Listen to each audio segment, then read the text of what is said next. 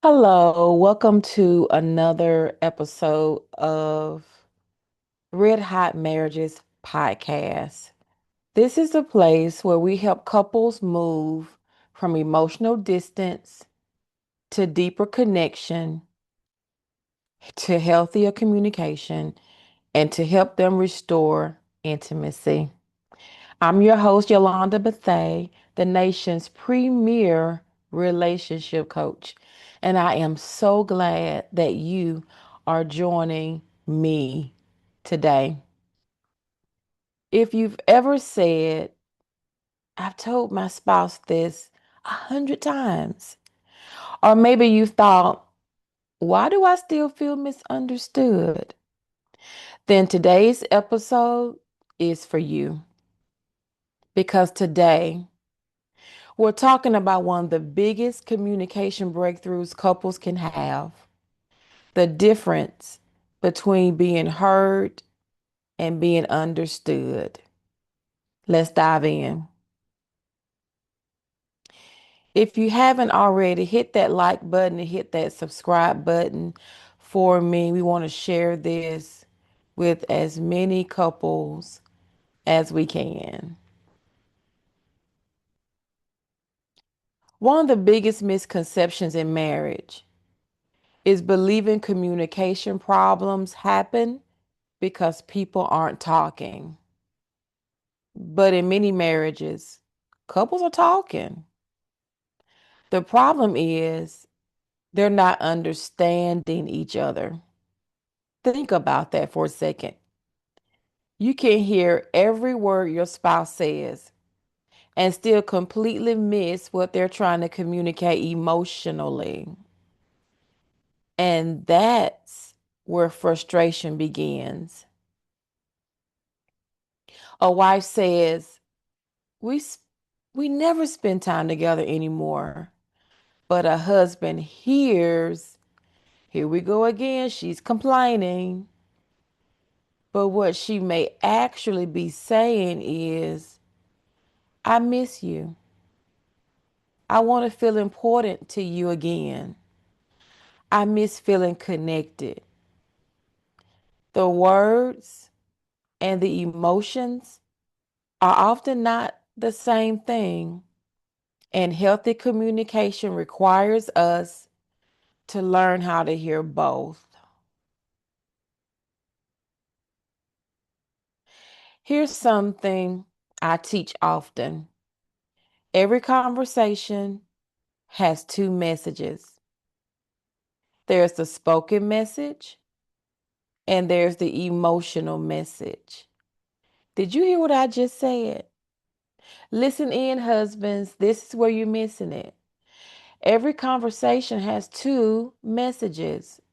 It's what she says and it is what she feels. Because she may say, "I'm good," but she may feel like I'm not important to him. Most couples only listen to the spoken message, but healthy couples learn to hear the emotional message too. For example, when your spouse says, "You never listen to me," the emotional message may be, "I don't feel important. I don't feel heard. I don't feel connected." When your spouse says, "You're always on your phone," the emotional message may be, "I miss your attention. I miss feeling chosen." When we only respond to the words, we miss the heart behind the words. Did you hear what I just said? I said when we only respond to the words that our spouse says, we miss the message that's coming from their heart. And that message is sometimes hidden behind the words. And when we miss the heart, connection suffers. Go ahead and hit that like button and subscribe. We want you to to share this with as many people as you can. We want to get this message out to as many couples as we can. We want couples to be free. One of the biggest communication killers in marriage is assumptions.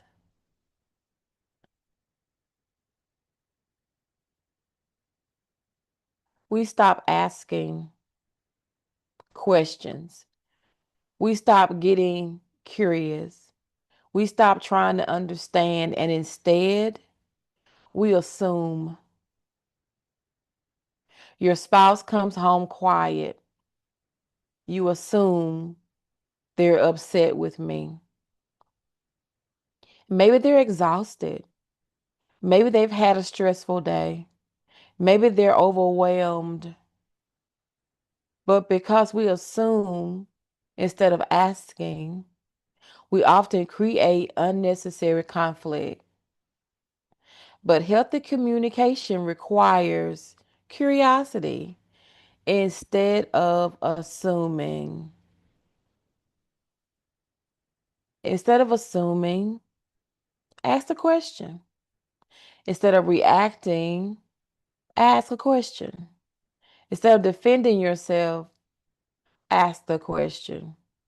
Questions create understanding, and understanding creates connection.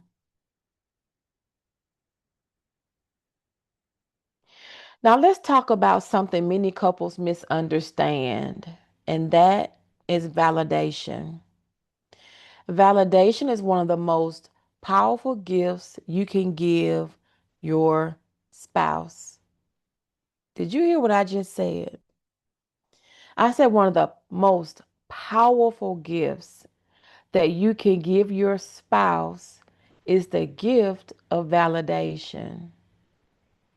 But validation doesn't mean agreement. You can disagree with someone and still validate their feelings. Did you hear what I just said? Listen, you can disagree with someone and still validate their feelings. Let me give you an example.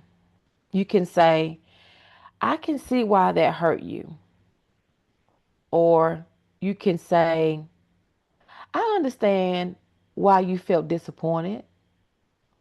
Or you could say, I can see why you felt overlooked. Notice what you're doing. You're not necessarily agreeing with their perspective.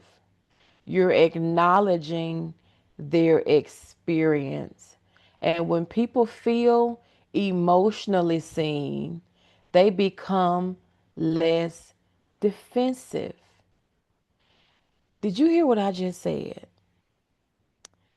I said when you acknowledge a person's experience, it allows them to become or feel emotionally seen and become less defensive. So the walls come down and the conversations become safer and connection begins to grow. One of the greatest shifts a couple can make is moving from listening to responding. Listening to respond versus listening to understand. Now there's a difference. Many people enter conversations with one goal. I'm going to prove my point. I'm going to defend myself. I'm going to explain why I'm right. But that's not healthy communication. What you're doing is trying to win an argument. Healthy communication, though, is not about winning. Healthy communication is about connection. Nobody wins when both people leave the conversation feeling misunderstood. The goal is not how do I prove my point? The goal is how do I understand the person that I love? Did you hear what I just said? The goal is not how do you prove your point in the argument. in the conversation, in the heated fellowship. No. The goal is, how do I understand this person across from me that I love? They're they're pouring their heart out to me. It may be in the form of a complaint, but if I allow myself to not be defensive, then I can see the need behind the complaint. Coming down your street. We're going to talk about that a little bit later in the month. That for most complaints, there's a need behind it. But when we don't know how to communicate well, what we'll do is complain when we really have a need. I can't wait to get to that one.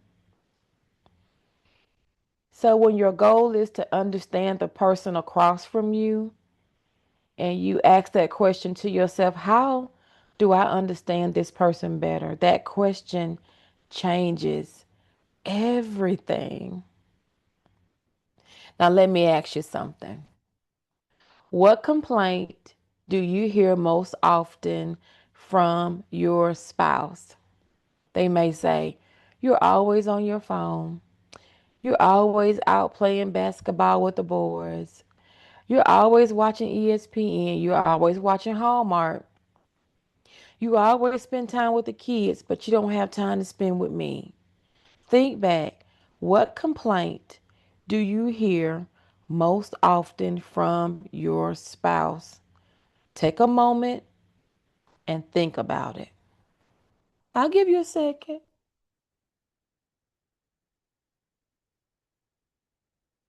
Now ask yourself, what emotional need might be underneath that complaint? Because many complaints are actually invitations for connection. Did you hear what I just said? Powerful. Stuff stuff we never knew. Most complaints are actually invitations for connection. You know how kids act out when they want your attention? Spouses do that too. Sometimes spouses complain because that's the only way they know how to get your attention. Because maybe they have said, "I need this, I need that," and you weren't listening. So they didn't feel heard. They got frustrated. Frustration led them to complain. But most complaints are actually invitations for connection. And when we learn to hear the need underneath the complaint, we begin to respond differently. And when we respond differently, relationships begin to change. Isn't that good? Hit that like button for me, subscribe, share, because we want to get this information out to every married couple you know. So, here is your challenge for the week. At some point, I want you to ask your spouse this question: what is something you wish I understood better about you? What is something you wish I understood better about you? Then do something powerful. Listen. Just listen to them talk. Don't interrupt them. Don't try to explain yourself. Don't try to defend yourself. Don't try to fix it. Just listen to their heart. Listen to what they're saying behind the complaint. Just listen. And after they're finished, I want you to simply say these words: "Thank you for sharing that with me." Once you do that, you will be surprised by what you learn. When we stop being defensive and we start listening to our spouse, we'll begin to hear the heart behind the complaint. We'll begin to hear It's not that they don't want you to go out with your friends to play basketball. It's not that they don't want you to go to the gym and work out, guys. Believe me, she wants you to stay fine. hmm Yeah, she does. She does. But what she's telling you is that she doesn't feel like she has your attention. Now, it may not be your intention to make her feel that way, but this is a gift in disguise, a complaint. Our founding pastor said this years ago in a leadership meeting. He said, a complaint is a gift, and a complaint is a gift because somebody lets you know what you need to work on so you can get better. So think of your spouse complaining as a gift, guys, because she's letting you know what's bothering her. And if you just take the opportunity to look a little bit deeper, you will see her heart. You'll see the emotions behind what she's saying, and you'll see she's only complaining out of frustration. But if you listen, you'll be able to see her heart. Remember, people feel loved when they feel understood. Healthy communication isn't about having perfect words, because none of us have perfect words.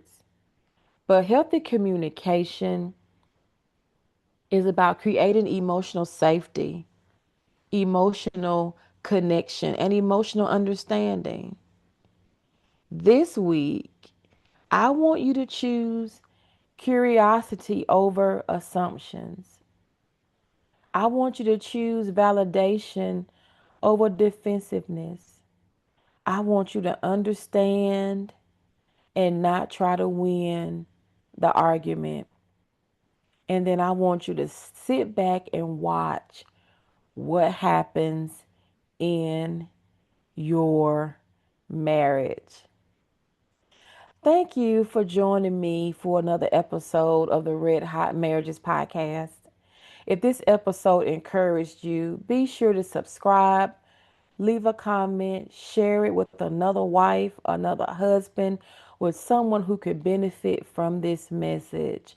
Share this with a couple you know is having some communication issues. And ladies, if you're ready for deeper support, I would love for you to join the Red Hot Marriages Coaching Community, where we have marriage trainings, practical tools, live coaching twice a month, and support from other women who really get you.